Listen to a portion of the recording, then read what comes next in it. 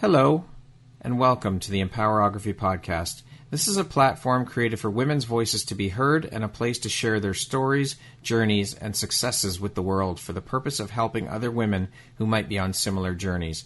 We are empowering women one episode at a time. I'm your host, Brad Walsh, so kick back, grab one of your favorite beverages, and enjoy the stories.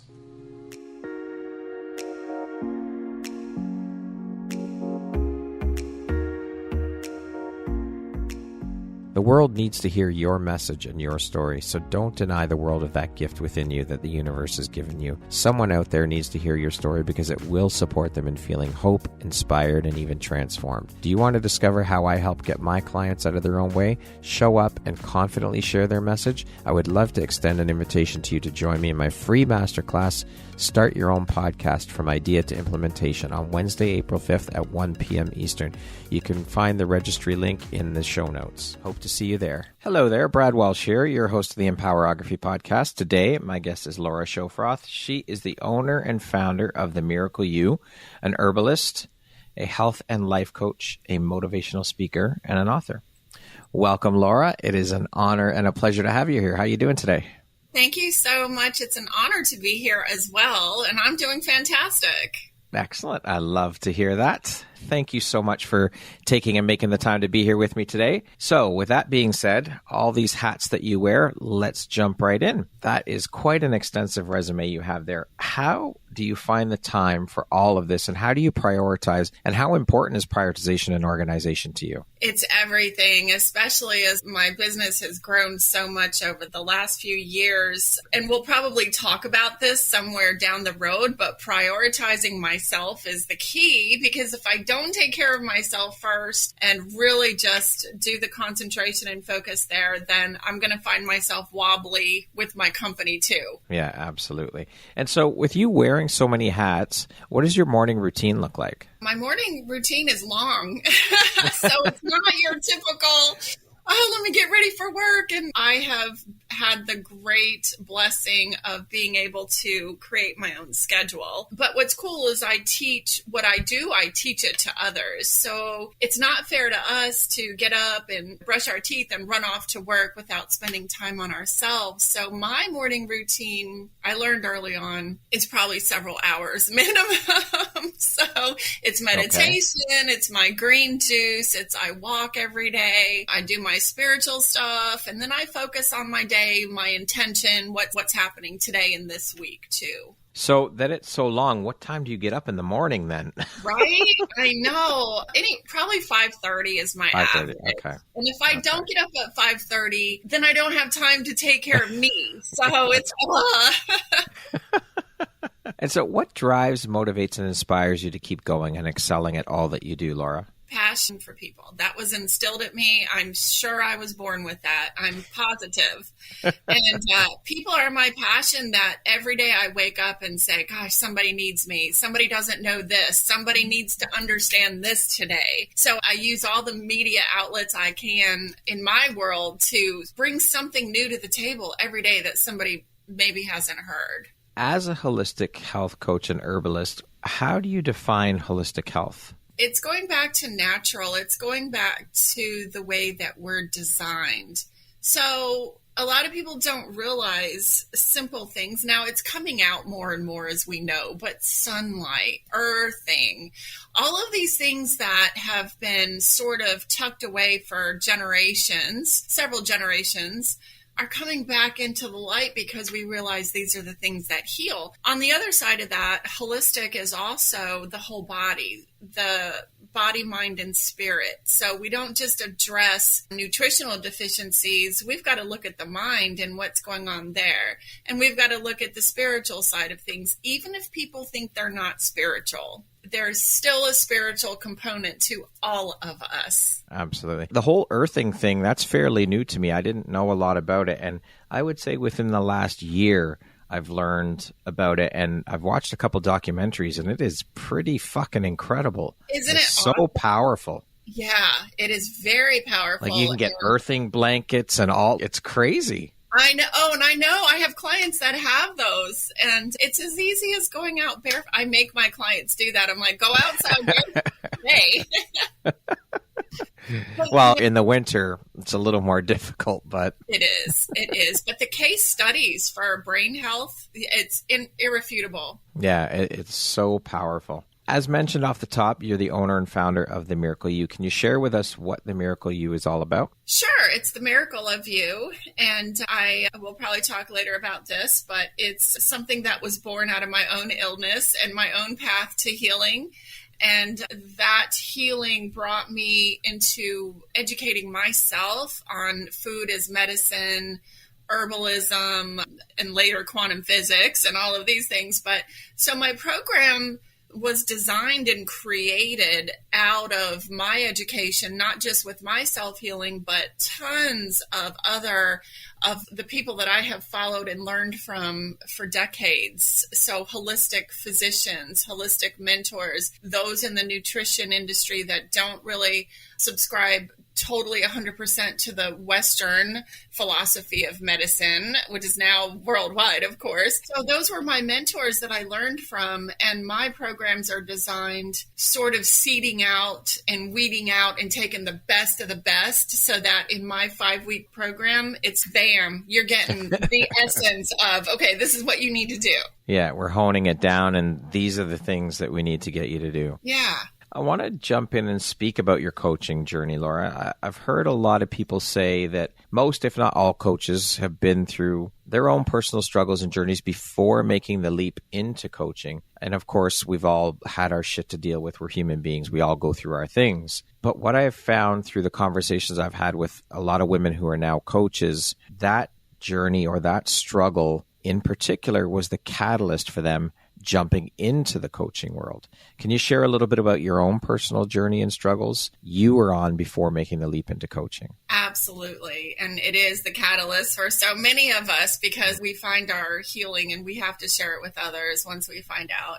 Yes, this was 25 years ago. I was 33 and caring for my terminally ill father. My husband was on a 10-year journey of his own with Lyme disease and all the co-infections of Lyme disease.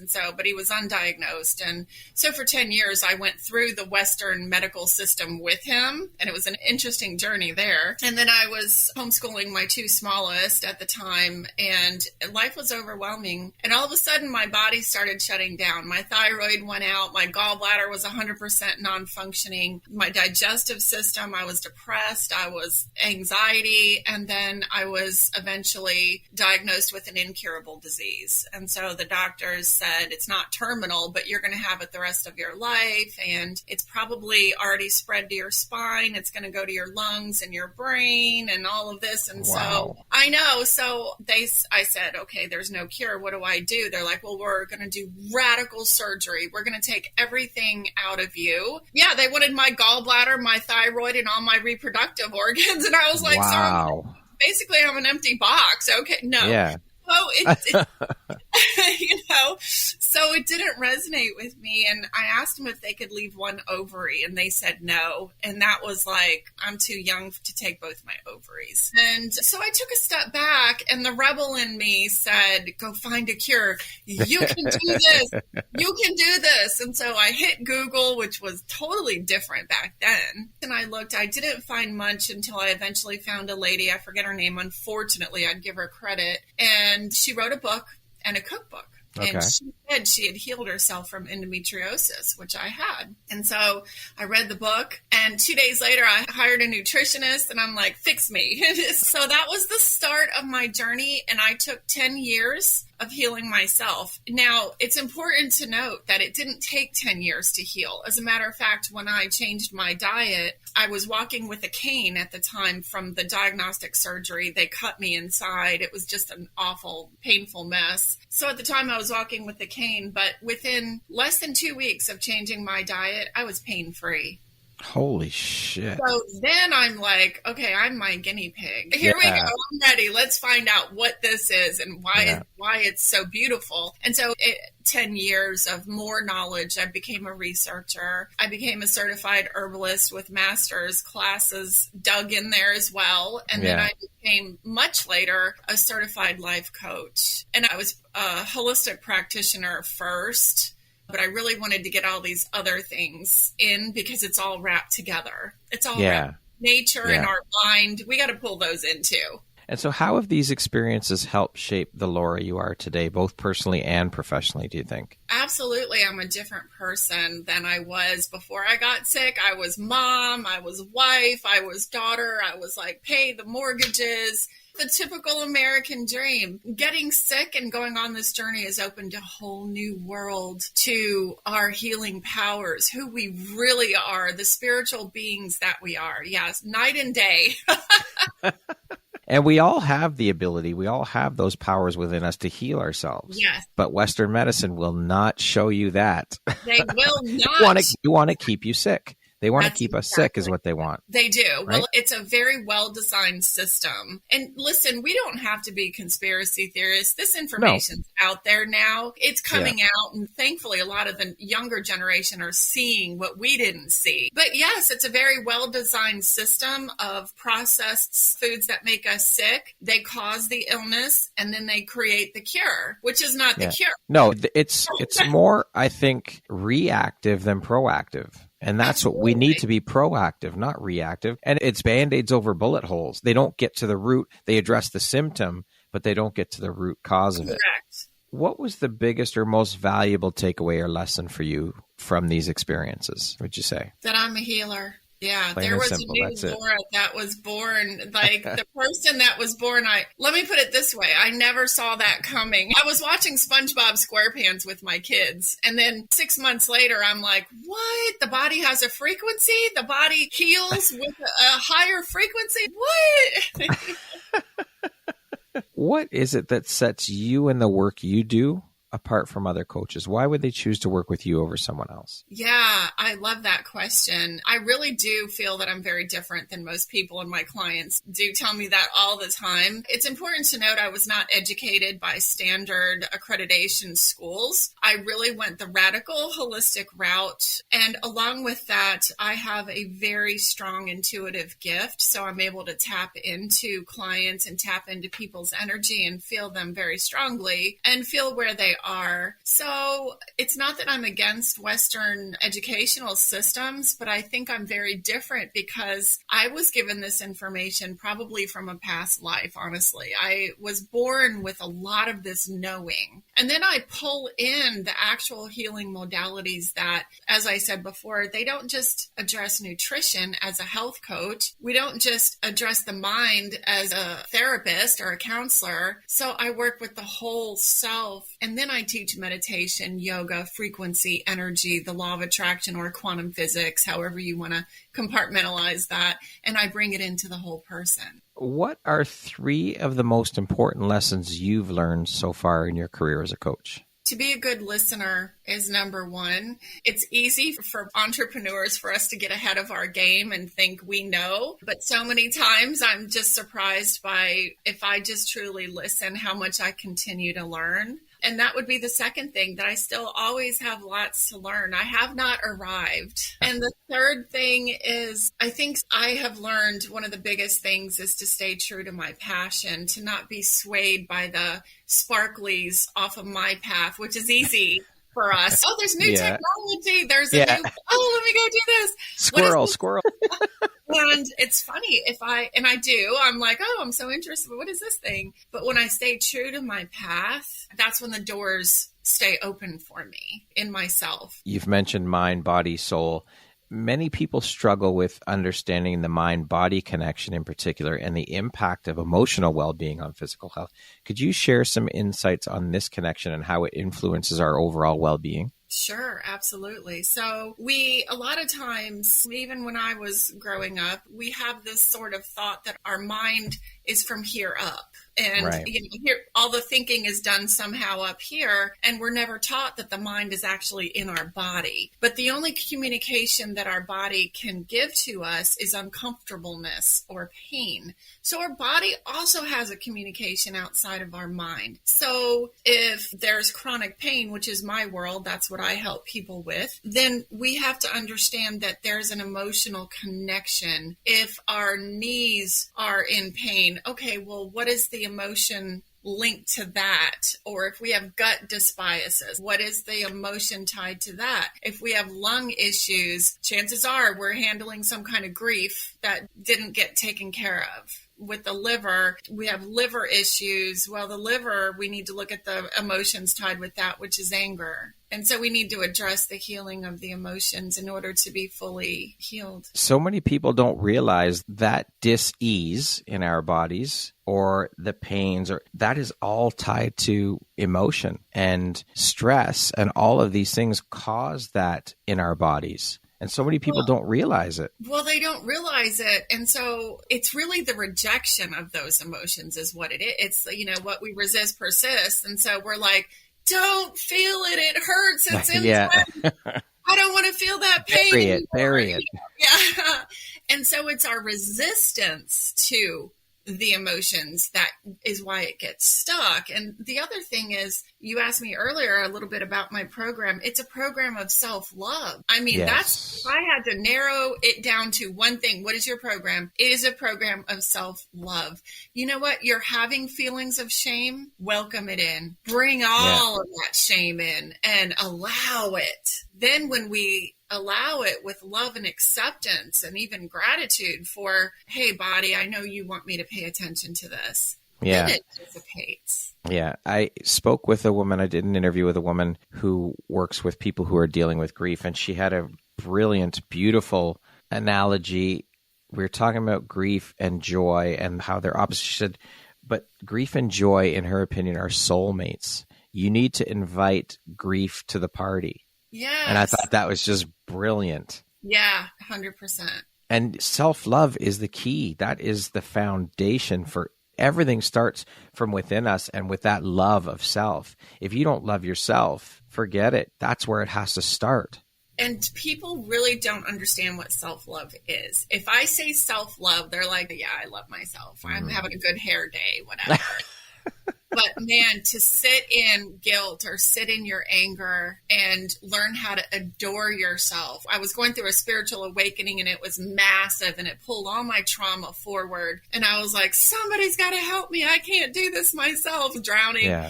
So this gentleman came into my life for just a second, just long enough to do a podcast with me, and he helped me. He was teaching me how to breathe through it and sit with those emotions that I'd been running from. But then he taught me something that nobody ever taught me. And he's rub your arm, touch your skin, touch yourself as if you love yourself. You're creating endorphins. You're creating all the love hormones and all of this. And I was like, whoa, I never have adored myself like that.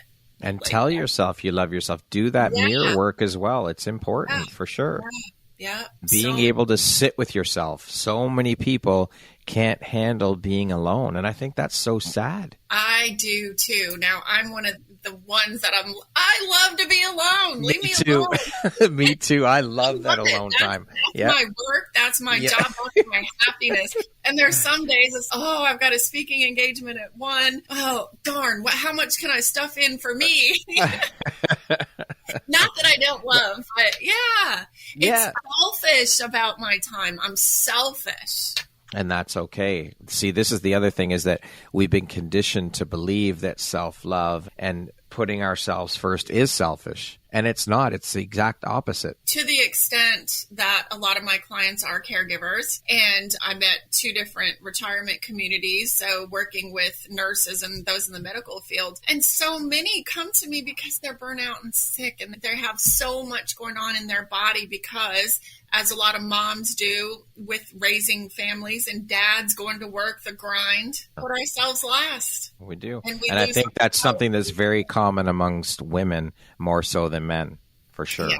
Having gone through and dealt with your own health struggles, as we spoke about, and pain, and we know that in our modern healthcare system, there's often a reliance on medication and quick fixes. How do you advocate for a more holistic approach to health and well-being, and what benefits have you seen in your clients through this approach? Oh, the benefits are just absolutely amazing. So there's a place for conventional care. It's typically the place for that is in emergency care. For that, doctors are great. But where holistic care needs to come in is with the fundamental basics. And this is an analogy I give a lot of people is if like Bear Grylls has that survival show, but if you were dropped out of a helicopter into the woods and had to survive for 30 days, what are your primary concern? It's food, water, shelter. All of a sudden, you care about your well-being. You care about what you're eating and where you're going to survive. And so bringing this sort of attitude into the holistic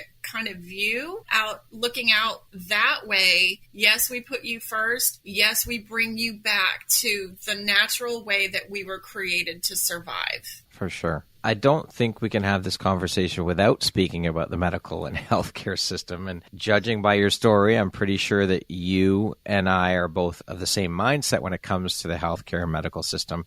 You're in the US, I'm up here in Canada, but I think we both agree that the systems are severely broken in both countries. I'm going to say that these failed or broken medical systems are in part what is leading to the burnout, I think, among the staff who are supporting, who are working in those systems, the nurses, the doctors. Would you agree with that? And in your opinion, I'd love to hear, first of all, why do you think the healthcare system is so broken? Yeah, I would agree with you on the burnout. There's just, in the world of chronic pain, chronic illnesses that just have been around since the rise of the 60s and processed food, and the medications aren't fixing it, yes, there's going to be a level of burnout. So when I started on my quest, I was 33 years old and my eyes were opened in so many different ways. Like, it was unbelievable. So first of all, my husband at the time took the medical route. Right. And after a 10-year tenure in the medical system, he was addicted to every opioid ever created. So he went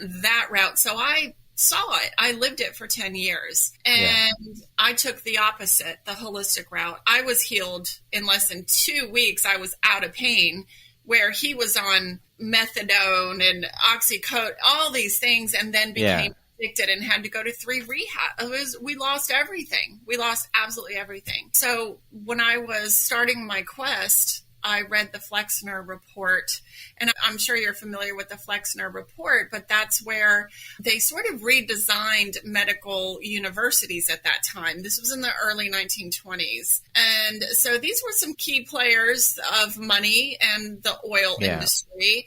And so they realized they could make medications out of petroleum. And so the oil industry was a big factor in this. And so the powers that be changed up the medical system and very quickly ousted people like me and medical physicians that were natural and holistic and all we had before that, and called them quacks.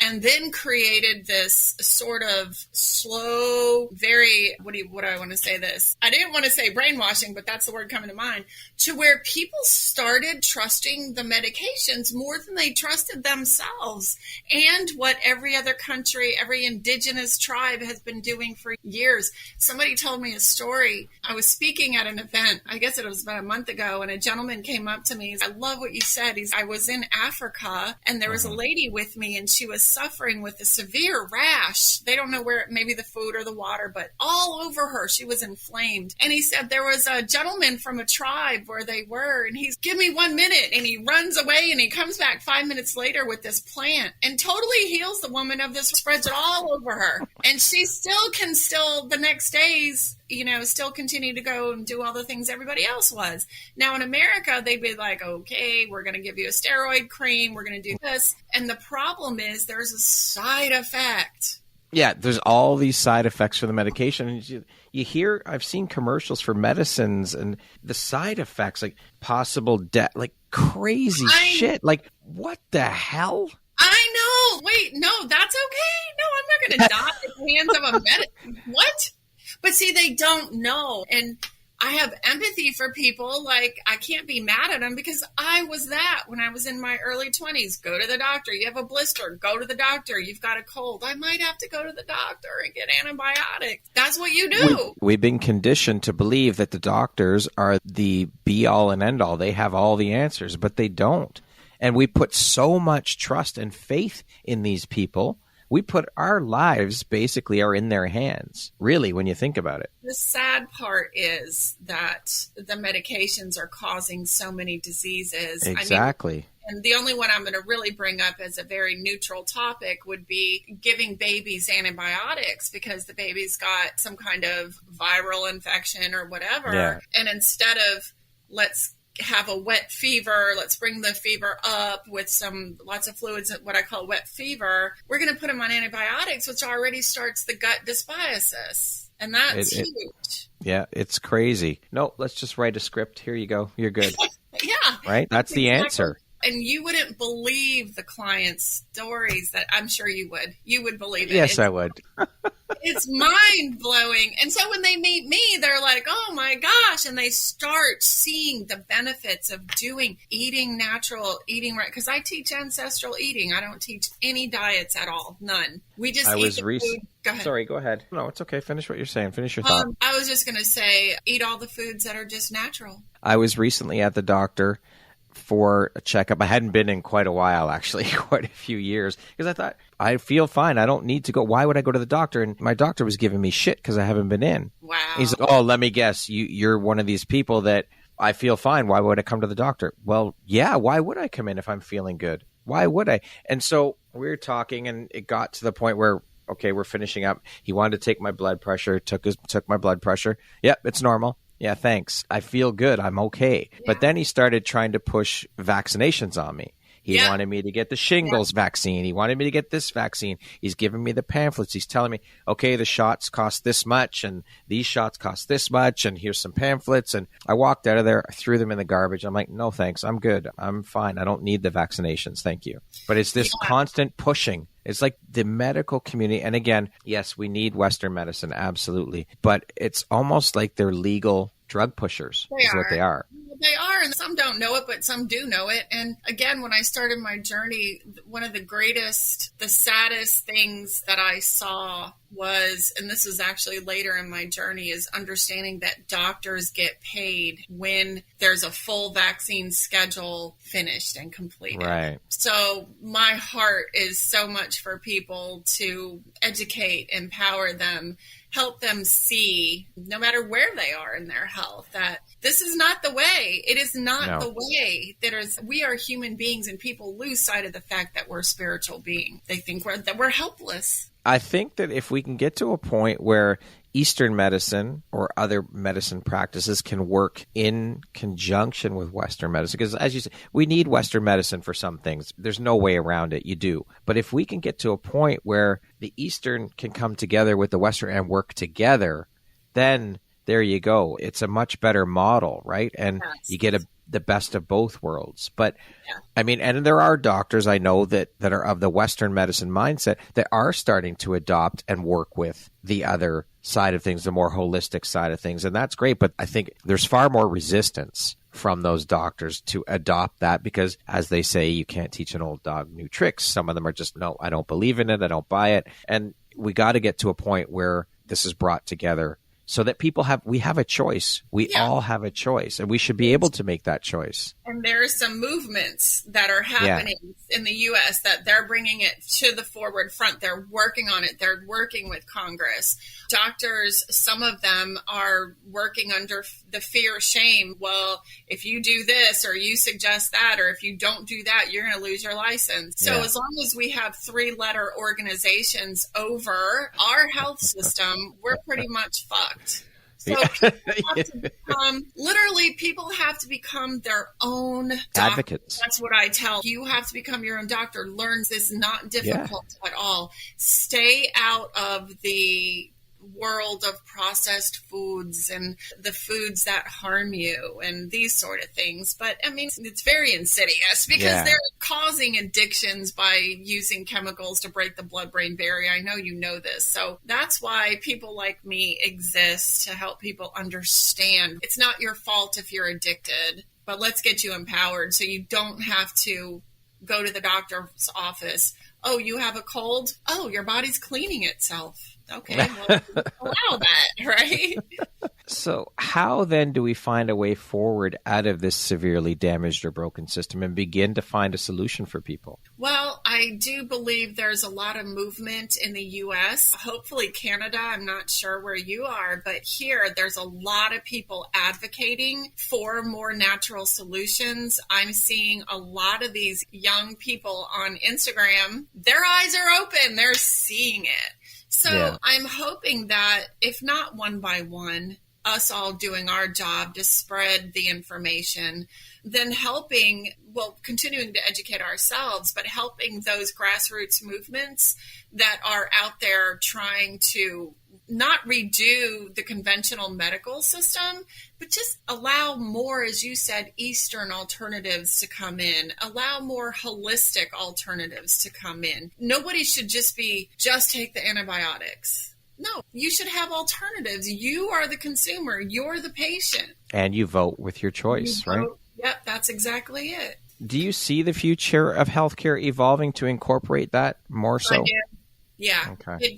From my viewpoint, but this one has to collapse first. This may be years down the road. I don't know what the timeline is. I do feel it's coming, but this has to collapse first. It needs to be burned to the fucking ground. Yes. Absolutely. Just like a lot of other systems that are in place right now. I think so many of them need to just be burned to the ground, torched, and we need to start from scratch again. When I think about, if I don't allow myself to swim in this pool, but when I think about the deaths and the damage they've done to children, that's where I lose my mind. Parents are walking around none the wiser with the vaccines, and I'm like, that could have been prevented. Yes. So that's why I do what I do.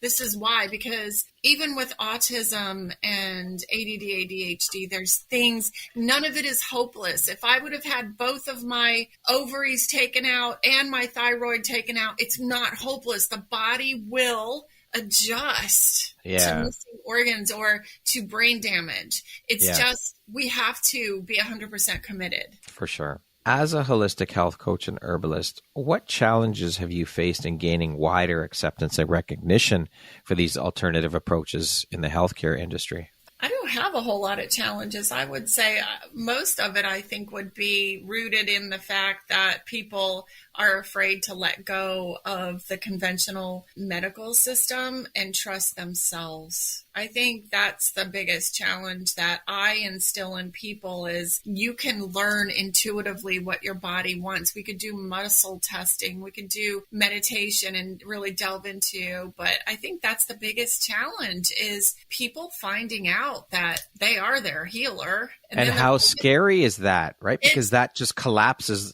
everything that they've ever known and been taught and learned, and all of that trust that they've had in these people who say they have their best interests, that collapses. And then it's like, holy shit, I believe this for all these.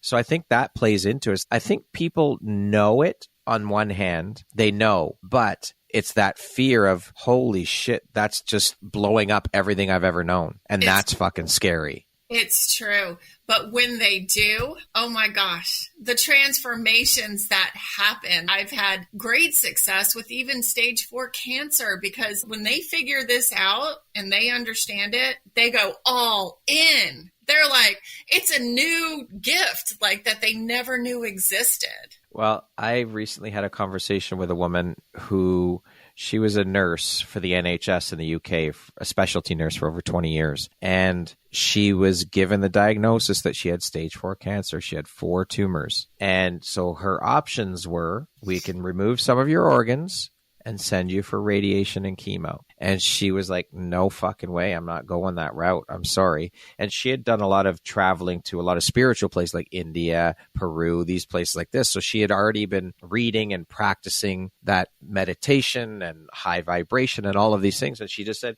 no, I refuse to accept this. She went home. She started putting herself, as she said, she got into the highest vibration there is, love.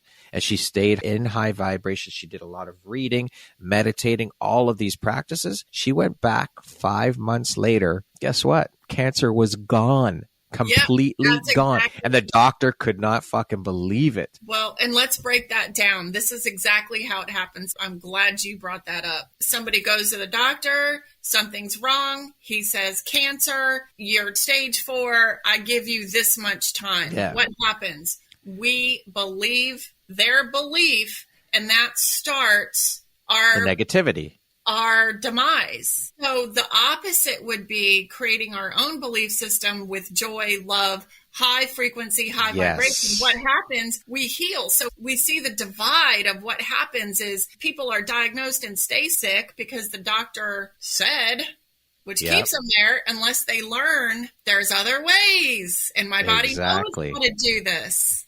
Exactly. The power of the mind is fucking incredible. She said she refused to watch news, none of that shit. She just stayed in a complete high vibration. And within 5 months, it was gone. So that was in 2019. She's been clear for 4 years now. Wow. How incredible is that? I love it. And you know what? I want to tell you that I made a promise to myself in the midst of massive trauma when I was in my 40s, and I didn't know how I was going to survive it. And it went on for 3.5 long years where I was victim, depressed. I did a lot during that time, but still, it was really rough. And one day I ceilinged out. Things got so bad that I ceilinged out, and I walked down to my deck and I said, that's it.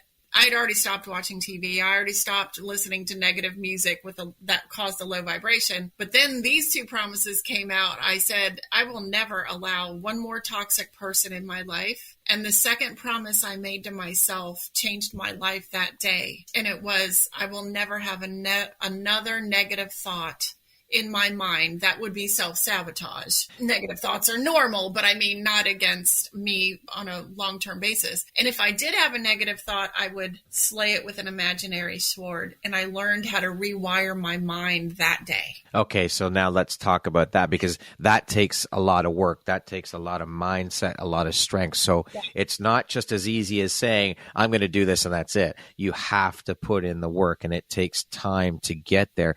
But the thing is, it is completely possible for all of us to do that. It is possible. And so I go through these steps in my program because you're right. It's a new way of living. And so we have to capture, first you have to be aware that you're thinking thoughts. Absolutely. You have to capture those thoughts. Oh, what was I just thinking? And then from there, that big step of learning how to be present so you can understand.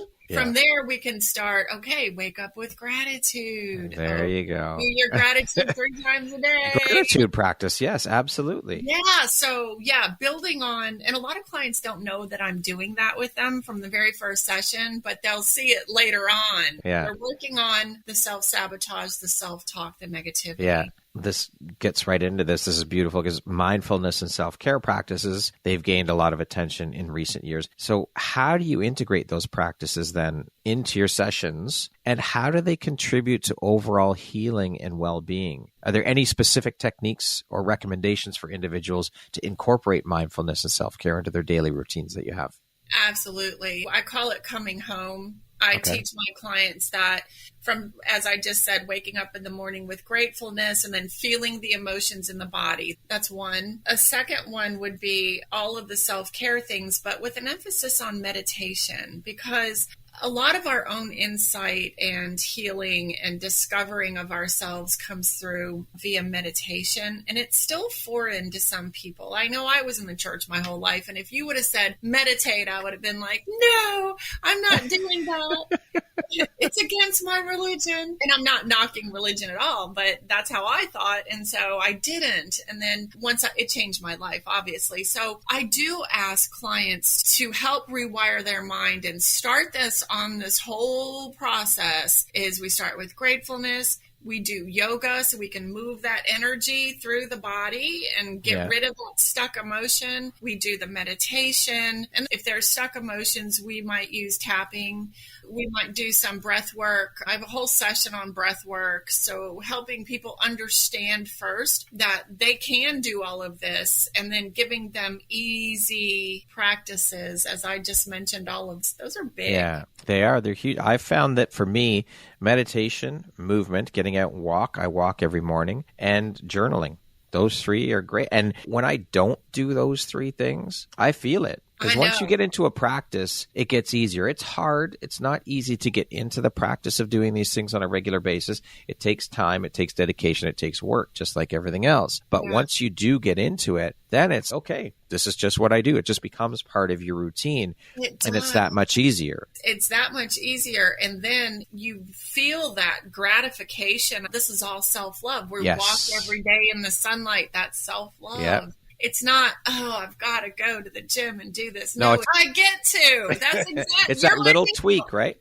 It's just that little tweak in language, too. Right. You have to be, again, though, as you said, it comes down to that self-awareness and realize, wait a minute, I got to shift my language just a tiny bit there. And that will make such a huge difference, that little shift. It does. It really does. But it's a self-awareness. Words have power. And so they begin to understand that our cells are listening to our words, because I teach epigenetics in my intro program. They get a big taste of epigenetics right away. Whatever you're saying is your mind is the master and your body is the golden retriever. Your mind throws the stick, the golden retriever body goes to fetch.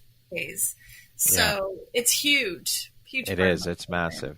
I want to speak a little bit about your journey into the world of becoming an author. I would love for you to share a little bit about your book. Can you tell us the title, subject matter? What was the experience like for you writing and sharing your story and putting it out into the world? Well, I always knew I was going to write a book, and I know I'm going to write more. And my first thought was, I'm going to write a book where everybody could read the book and just heal themselves. That was my life. That's what I wanted to do, is just read my book and you will heal. But then there's so much involved, obviously. I can't put that in one book because it would be that big.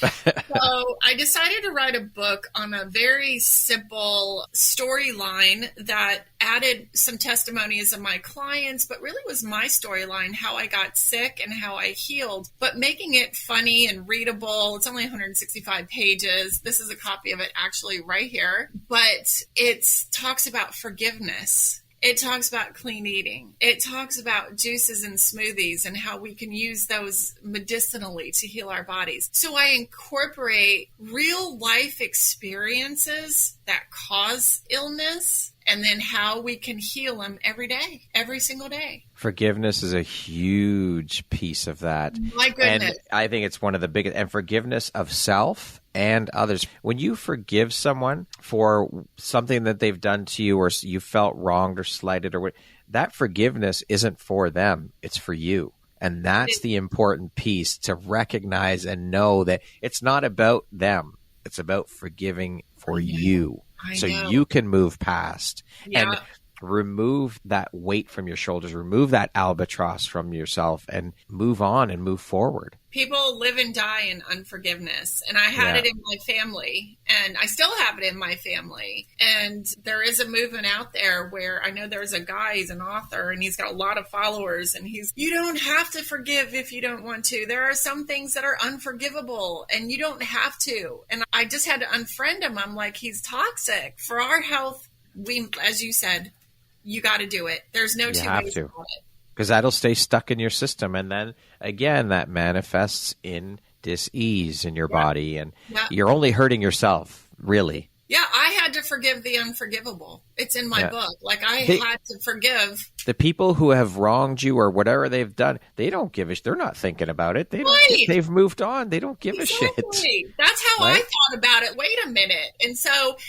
the analogy I give people with that is, imagine you have a big bracelet with those steel, like bikers wear or whatever, and then there's a big chain this big hanging off of it. And the back of that is a huge steel ball this big, and you're dragging it through life, bent over, trying to pull this weary from the dragging it. That's unforgiveness. Now, again, it's not easy to do it. It takes work. And this is the theme here, right? Throughout the whole conversation, this is the thread, is you have to put in the work. It's not easy. It's not easy at all. When I first realized I had to forgive the unforgivable, I would pray and be like, okay, I'm going to forgive them, and half hour later, I'm like, I'm still pissed. I'm not over this at all. Not understanding that it was a continual really understanding I had to really increase my heart chakra to do it. But it was a continual journey, as you said, the continual intention of finding love for them. And all the people that have ever harmed me in my life, including people that took my children from me, I love them. And that's it. I'm free.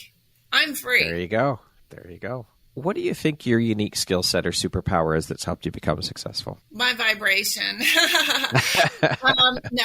My passion, my drive, my love for people. If you're in the vicinity of me, you can feel my energy. So, and people comment about that all the time, but it's so beautiful to see people have their vibration, their frequency just excited and raised and having hope. So that's really, and it's very palpable even on Zoom when I have, most of my clients are virtual. So it's very palpable that way as well. Speaking of success, how do you define that word? What does the word success mean to you? Using your gifts to give back to the world.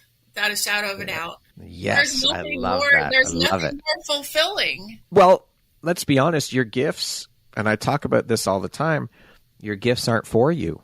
Yeah. They're for others around you. They're for the world. And in my opinion, it is your responsibility and duty on this planet to share those gifts. You are not to deny sharing them. They aren't for you. They're for the other people around you. They're for the world. And we are all sent here with gifts. We all have them. And it's your job to share those gifts. We might be related because that's exactly what I say. You're responsible. Yeah. So I have a session. It's called the 3 Keys to Fulfillment. It's God, Creator, you, and your gifts. That's the way. And so finding your gifts, that's your happiness. I'm so blessed to be able to be working in my gifts every day. It's not even work.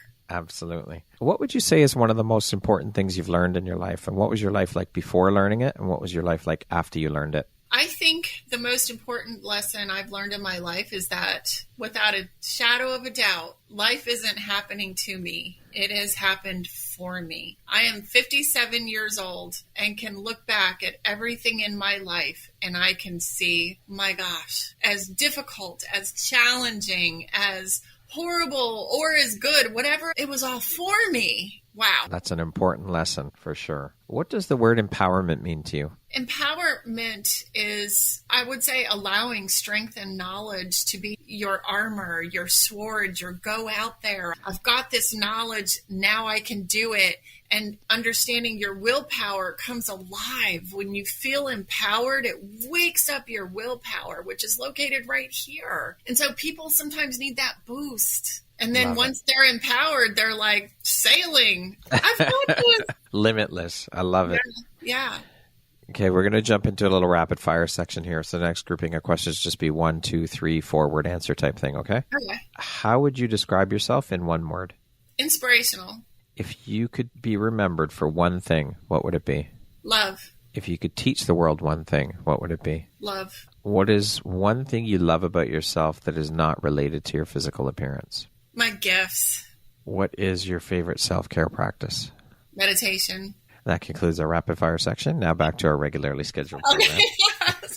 It's hard to narrow it down to one word. You did good.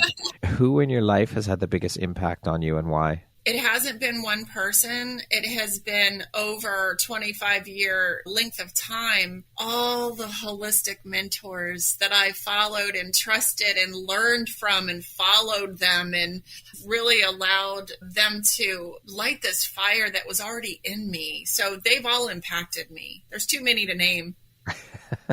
What aspect of your personality do you think has been the most helpful in your career? My personality, my gregariousness, probably my passion. What is one lesson your career has taught you that you think everyone should learn at some point in their life? Trust yourself. Come back home to you. When you do that, all of these doors open and life just lights up for you. It's all about you. What is something surprising that you've learned about yourself in the last year? Gosh, there's been a lot, but it's more of a spiritual aspect, really. One thing, I have to think about that one, and I did read that question. I think that the journey just is a continual journey, and accepting that we never arrive. We're never fully healed in the sense of free from challenges or anything like that. I think that accepting oneself with love in the present moment at all times, no matter what. That's it. What is your why, Laura? People are my why. If you had the opportunity to sit down and have a 1-hour conversation with one woman, any woman in the world, who would it be and why? My grandmother. She lived in France and I lived here, and we had a very special bond, but we were continents apart and we were language apart. She didn't speak English except one Beatles song. So communication was difficult. And plus, I didn't get to see her but several times during my life. But that unspoken bond, and I've been told that I did receive my gifts, my special powers,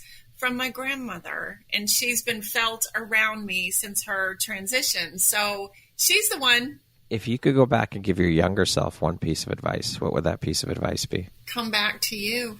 It would be that, because I gave myself too much to everybody else, and in the end I was like a dish rag. Had I learned all that I know now, that would be the advice I would give myself. And lastly, Laura, if you were to deliver your last 30-second speech to the world, your tribe, your corner of the world, your people, what would that last 30 seconds sound like? What words of wisdom would you impart? I would say we are all spiritual beings with limitless potential and possibility. The most important thing that I want to leave is a legacy of love. But part of that would be requesting that everybody disengage, detach, delete all the information they've ever learned from society, from the medical system, from the education system, from the government, from every piece of society, to unplug and find yourself, because you're the truth. None of that is. None of that is. Beautifully said. What a beautiful way to end the interview. Laura, thank you so very much for this incredibly beautiful conversation. You are truly an inspirational, beautiful human being, woman and soul. I appreciate you taking and making the time to be here with me today, and I'm honored to have you as a member of the Empowerography community. Thank you for shining your bright, beautiful light out into the world through the work you do. I appreciate you. Thank you, Brad. Thank you so much for having me, and I really enjoyed our conversation, so it was a pleasure, believe me. Pleasure and the honor is all mine. Once again, my name is Brad Walsh, host of your Empowerography Podcast. Today, my guest has been Laura Shofroth. She is the owner and founder of The Miracle You, an herbalist, a health and life coach, a motivational speaker, and an author. Thank you so much, Laura. I hope you have a beautiful rest of your day. Thanks, Brad. Bye-bye, everybody. Thank you very much for listening to this podcast.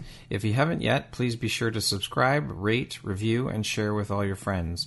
You can find me at viseuphoria.ca and follow me on Instagram at Empowerography Podcast and on Facebook at Empowerography. Please join me next time for another inspirational story from yet another amazing woman.